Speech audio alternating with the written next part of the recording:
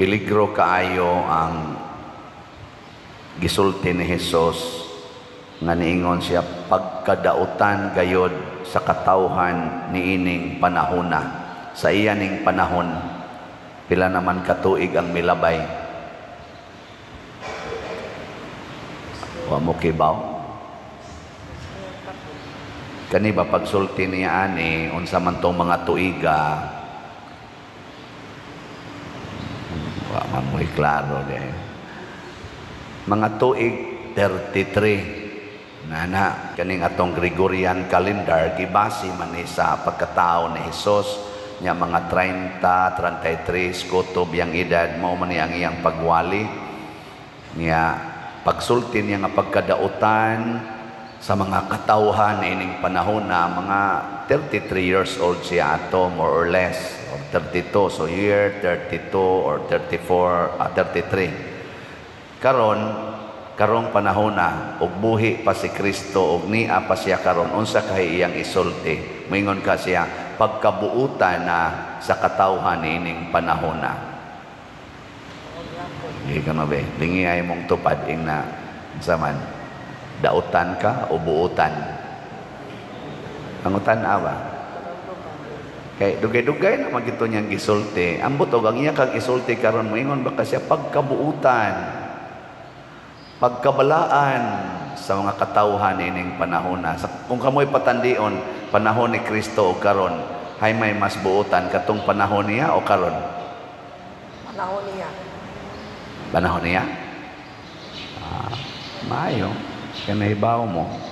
Pero katong panahon niya, gilansang biya si Kristo sa krus. Gilansang, way. Karon, sa inyong paminaw, buhi pas Kristo, ilansang ka o dili? Lansang hapon. Gi-assassinate, gipusil siguro. Ngayon to na lansang pa man to karon gi-assassinate na siguro. Nganong nahimo mang dautan ang katawhan sa panahon ni Hesus tungod kay matod pa ni Hesus nangayo mog milagro. Kining pagpangayog milagro or signs sa presensya sa Ginoo or sa pag-uyon sa Ginoo sa atong kinabuhi mao ni makapahimo natong dautan, makapahimo natong yawanon. Muna ayaw pangayo og milagro. Ngilingay mong tupad na ganahan kag milagro. Nagkaroon ra bang panahon na dayon ra batag murabag ma-ignite kay ba madasig og maayo basta naanay milagro.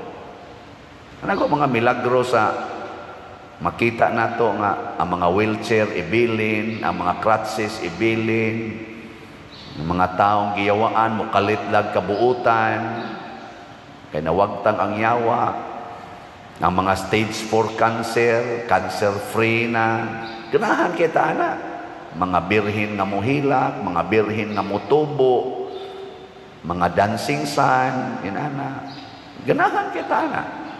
Anha kita murag matandog, anha ta diha murag mo focus og maayo nga naagyoy Ginoo kay niya ni siya. Posible man sad. Tinuod man sad na siya tingali. Pero kung anha na ta mo focus unya magsige na tagpangayo os Ginoo ni ana, mahimo gid tang dautan. Unsa may gusto ni Kristo, iyang gimensyon ang milagro nga gihimos Ginoo ni propeta Jonas or Jonas. Tulo ka adlaw siya nga didto sa tiyan sa isda. Katong gilabay siya sa dagat, wa siya mamatay tulo ka adlaw didto sud sa tiyan sa isda. Nagibugwak siya balik didto sa baybayon sa Ninive. Ningon si Kristo, paabot lang mo. Doon na niya ipupariha ani nga milagro nga ang anak sa tao tulusad kaadlaw ibutang ilawom sa yuta unya mabanhaw siya. Nahitabo ba na wa? Nahitabo. Ayaw na pangitag laing milagro. Nahitabo na ang iyang gisulti. Tinuod na. Ayaw na pagduda bahin ni Kristo. Mo na si San Pablo nga nagduda ni Kristo og iya paganing gilutos ang nagsunod ni Kristo, gipatay pagani niya si Esteban, ang atong unang martir sa simbahan. Unsa may nahitabo niya sa unang pagbasa karon, iya nang gipamatud-an kinsa si Kristo. Matud pa niya diri, ang maayong balita maoy akong gisangyaw. Dugay na ni siyang balitaa nga gisangyaw sa mga propeta. Matud pa niya, gisulat diha sa balaang kasulatan. Gimensyon na ni San Pablo, wa lang siya motuo. Gisulat na sa balaang kasulatan. Ang mga Hudiyo sama ni San Pablo sigig tuon anang balaang kasulatan nga gisuwat sa Old Testament. Purti nilang tuon ato. Pero matud pa niya, gisulat naman sa balaang kasulatan, wa lang siya motuo. Pero sa dihang nituo na siya, niingon dayon siya, mahitungod kini sa iyang anak, ang atong Ginoong Hesukristo, sa pagkatao, ang gisulat sa mga propeta, nga siya kaliwat ni Hari David, apan sa iyang pagkabalaan, sa iyang pagkaginoo, siya ang nabanhaw nga Ginoo. Di ba nindot kayong pagkasulti ni San Pablo? Nya mao na niya ang atong isangyaw. Kung unsay gisulti ni Hesus nga gisuwat sa balaang kasulatan, maoy atong basihanan sa atong pagkinabuhi dinhi sa kalibutan. Unsa may gisuwat ni Hesus? Daghan kaayo, or gisulti ni Hesus nga gisuwat sa mga ibanghilista o sa mga kaning iyang mga disipulo, iyang mga apostoles. Daghan. Sige, mag-mention lang ta. Niingon si Hesus, moabot ang panahon nga maggubat ang mga nasod, magpinatyanay ang mga managsuon, magunay o pinatyanay ang mga membros panimalay. Gisulti na niya. Nya karon, naabay gubat? Wa. Naa. Oh. Naabay gaunay nga mga managsuon? Naa. Naa. Ni adin ni sa ato nanimba maganing uban.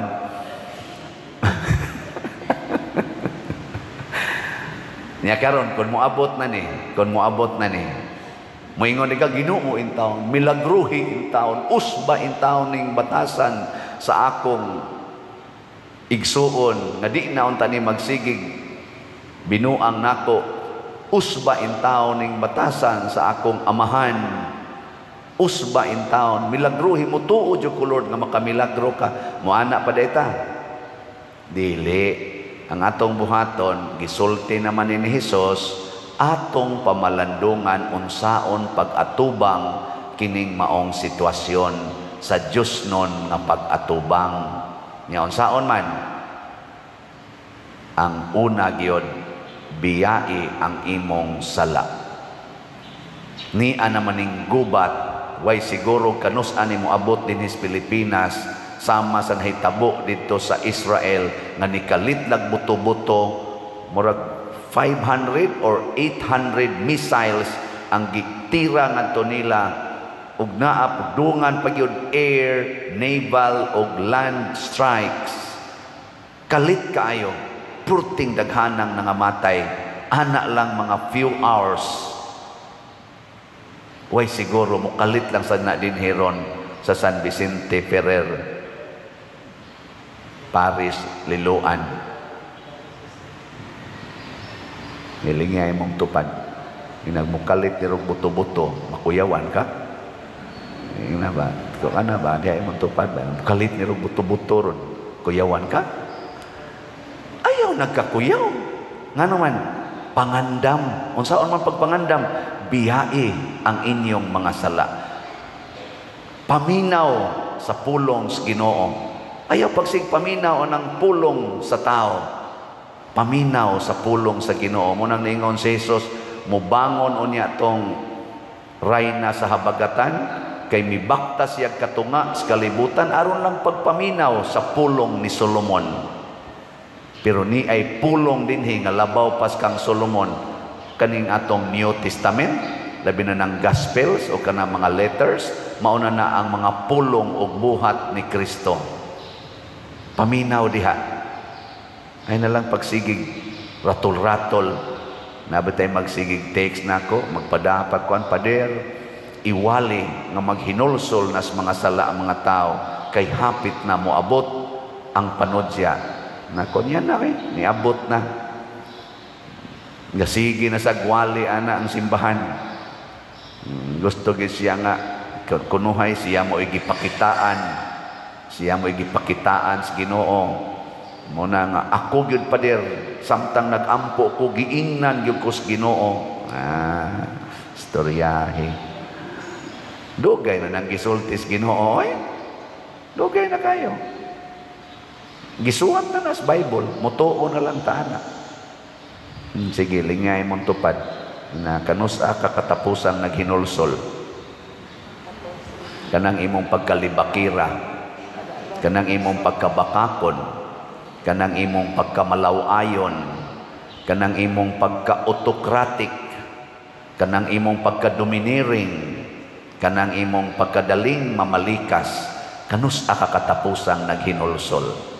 Kanang imong pagsigig pangabit, kanang sige ninyong premarital sex, kanang pagsige nimog same sex, kanus akakatapusang naghinulsol. Kanang imong kahakog, siging pangilog kanang yuta, hastang yuta nga gisimintos gobyerno kanang karsada ilogon pa parkingan pas imong sakyanan, kanus akakatapusang naghinulsol. Kanang siging linibakay aning mga politicians, siging dinautay bisag managkaliwat o managhigala kaniadto panahos eleksyon dinautay to the max, kanus akakatapusang naghinulsol. Kanang sige nimong palaygit, sige nimong inom anang pills, sige pang abortion, kanus akakatapusang naghinulsol. Kining siging pangwarta, hastang kulikta o kwartahon pa, kanus akakatapusang naghinulsol.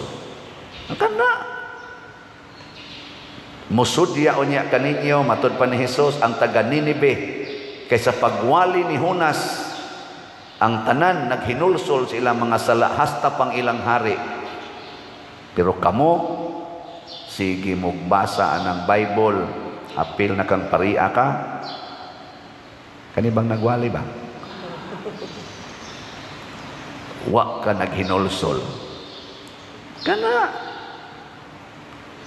nabitay kani bang kasing-kasing sa tao kung butang nga Ginoo, makaingon gyud ka nga imposible. Usbon ako ang mga kababalaghan, inspirasyon sa Ginoo nga mamaligya tag slots. Tungod ining atong sigig baligyag slots sugod atong mga August 2020 hangtod karon, ang tawag na sa mga tao nako Father Slut. Ang akong Fathersiano di na kayo sikat, Father Slut. Inikita na mo ipapicture, Father Slut nako. Ikita na mo bisag asa ko picture Father, palit ang slut ha nako. Stilano na-attach na gid sa akong naong ang slut. Hangtod magsige na sila gingon ang naong ni Father murag slut. Kaya ang iyang ilong, pislat. Ano, no? Okay lang.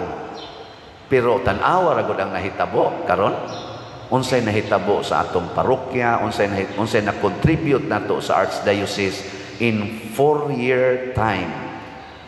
Makaingon ta, basta di ay ang Ginoo mo'y musugo, grabe kayo ang resulta. Nganong nagduko man lang mo?